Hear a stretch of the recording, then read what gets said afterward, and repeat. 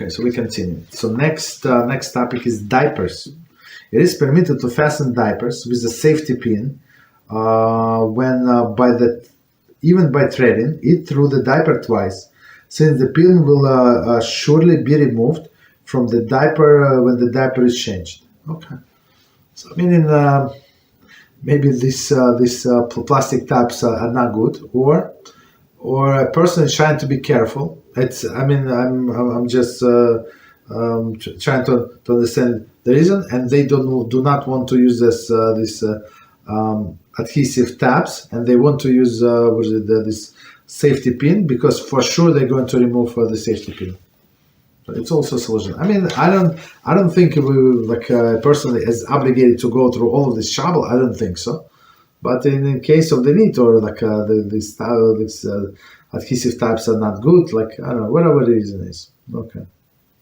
As mentioned above, page 71, 72, and 74, it is permitted to fasten disposable diapers with adhesive tabs, but one must be sure to unfasten the tabs when removing the diaper. Right, so meaning don't throw the diaper with this adhesive types, otherwise it's going to be permanent. That's the problem.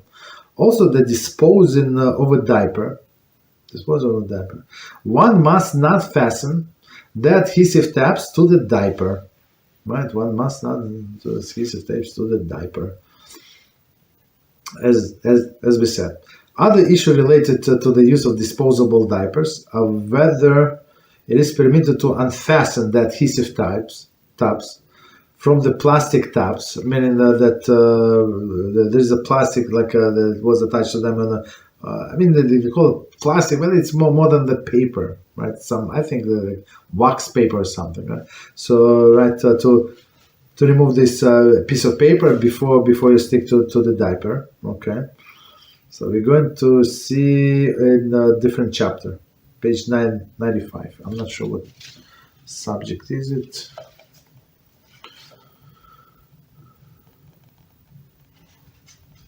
One second, quickly. Oh, it's actually tearing. Okay, so it's different Melachah. Okay, no problem.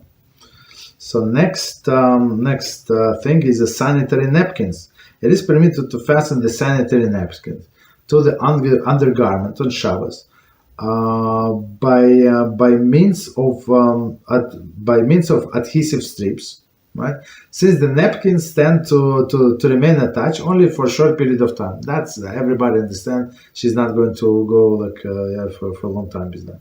Concerning going outdoors on Shabbos while wearing sanitary napkin, see 108, right? So if a woman needs this sanitary napkin, there is no problem. If she has her period, but just in case she cannot wear them, right? Because to protect her garments, just in case, it's going to be 100% caring, absolutely forbidden. Okay, so next one is photo albums. Picture may not be fastened in the album that has adhesive pages. So old style, right?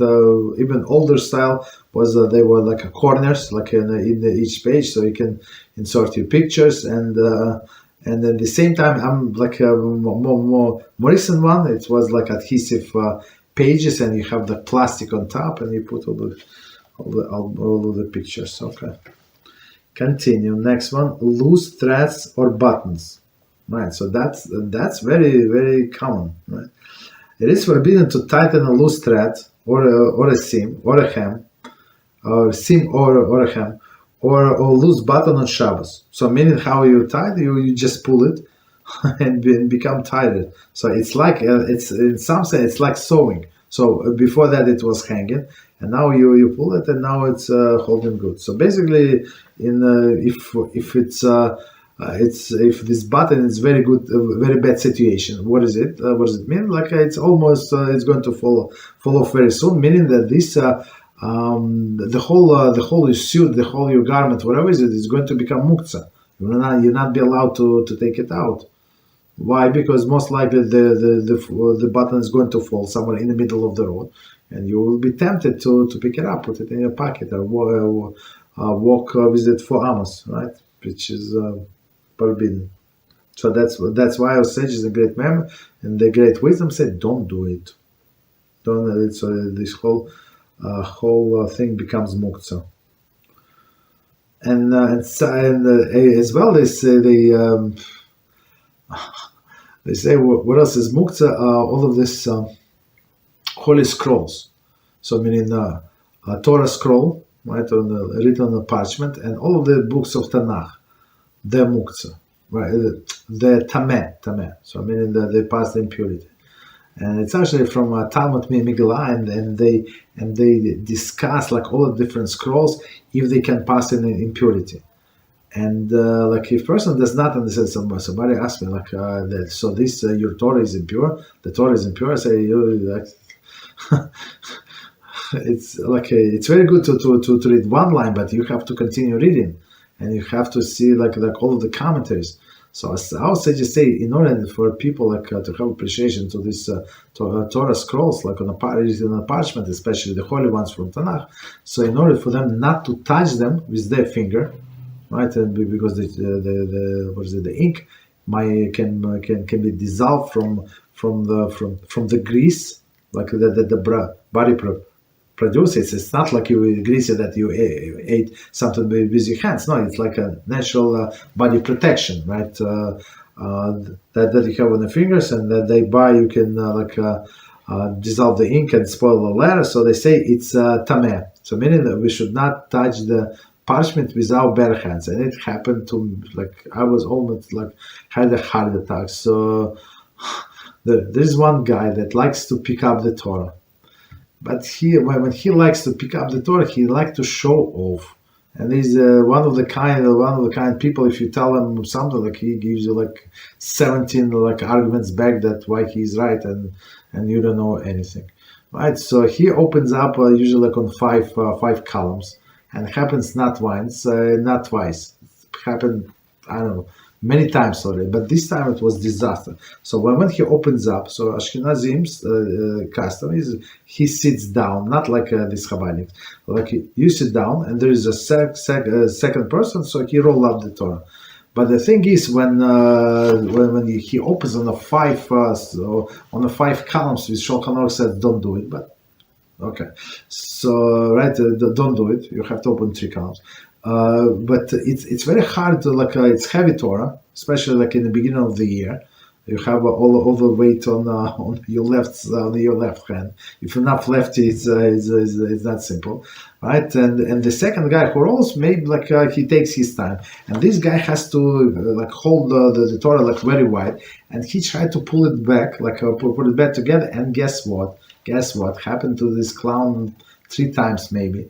So the cloth falls, and somebody before that, somebody who was standing there, Gabbai, he would take it with the talus. You're not allowed to use the hands with the talus. But when there is no talus, for example, in Shabbos afternoon, right, there is no talus in that time. So you will take a mantle, have the gartel, the belt from the Torah, and with material, holy material, and you take it and then you pull this up things, the parchment up, so they can scroll. And guess what?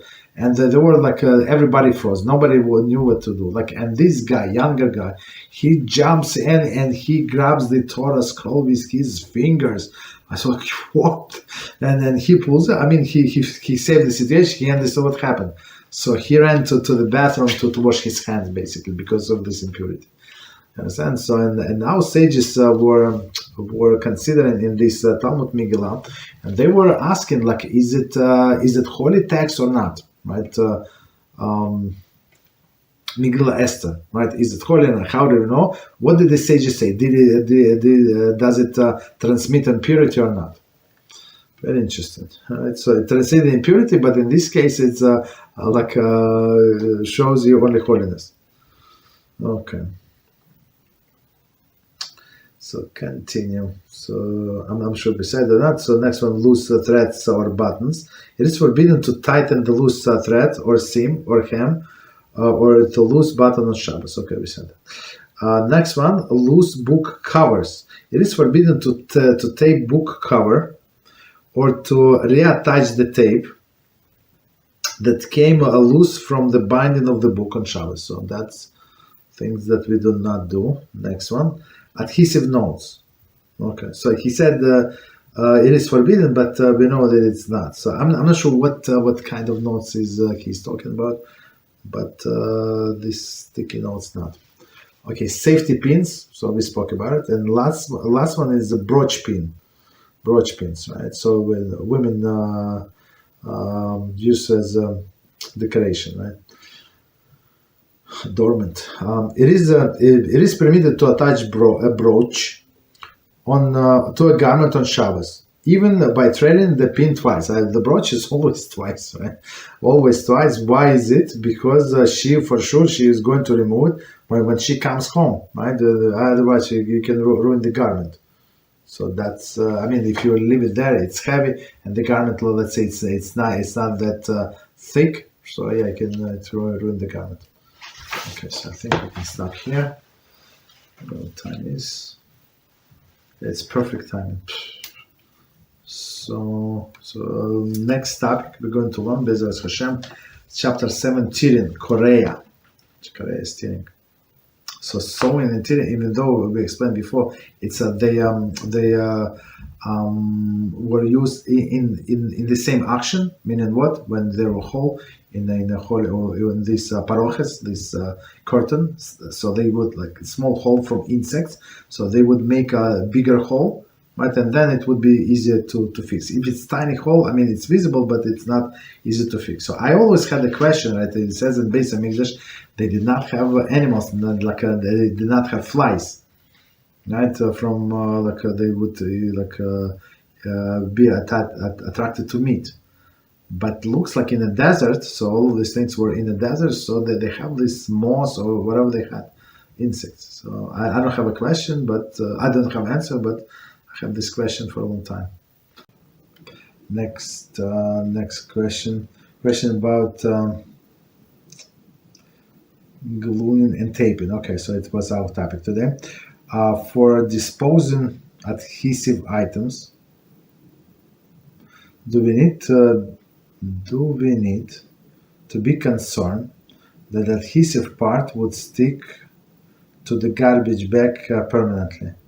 No, okay. So we should not be concerned. So here's a question about this thing as we explained about diapers, right? So it's proper. So if you close the diapers with this adhesive the tabs, for sure it's going to stay like that. But if you just take the diaper, put it in a bag, shopping bag, whatever bag, right, and you put it in the garbage, for sure inside of this thing, these tabs are going to attach to the diaper itself, to the bag itself, for sure, that's guaranteed. But of course, it is indirectly. It's not our intention, so there is no problem.